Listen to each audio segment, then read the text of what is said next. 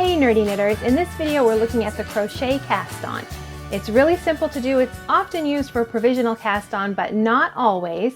If you've ever wanted a cast on that perfectly matches the basic bind off, where you knit a stitch, knit another stitch, and pull the first one over and then continue that pattern, the crochet cast on is a perfect match for you. Let's do the crochet cast on. You'll need your knitting needles and yarn, and you'll want a crochet hook that's about the same size as your needle.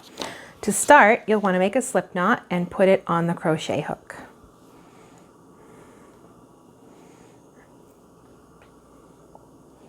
Once you have that, take your empty needle in your left hand, the crochet hook in your right, and the yarn I hold in my left hand for this because you want the yarn to be held behind and underneath the needle.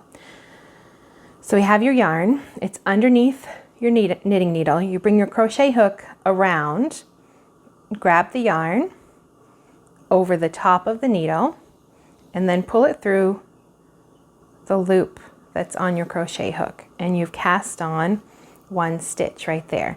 So you take the yarn back behind the needle again, and you repeat that process. The yarn's underneath, you bring the crochet hook up and around, grab the yarn, pull it through the stitch on the crochet hook. Now we have two.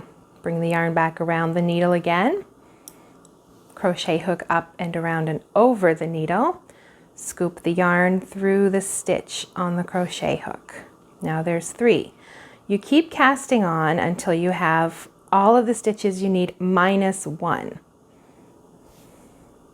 Bring it around and behind. So I'll cast on 9,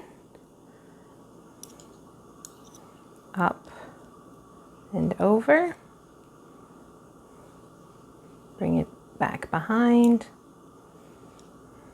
scoop it through,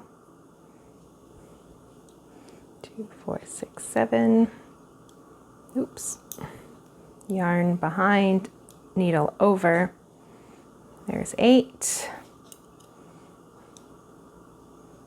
there's 9, and I needed 10 to cast on, but you're going to take this last stitch and transfer it to the needle. Bring the yarn back behind again. You can drop it down there or hold it, and then just hold them parallel and slip that last stitch on there. So cast on as many as you need minus one, and then slip your last stitch on, and that is the crochet cast on, and it gives you this little braid across the bottom, and it matches the basic bind off where you knit 2 and then pull the stitch over and then knit another one and pull it over. There it is in another yarn, but it makes the braid when you do the basic bind off. The crochet cast on gives you a matching cast on. So if you like your edges to match your bind off and your cast on edges, then use the crochet cast on to match the basic bind off. And if you like to get a bit nerdy with your knitting, click the subscribe button down below.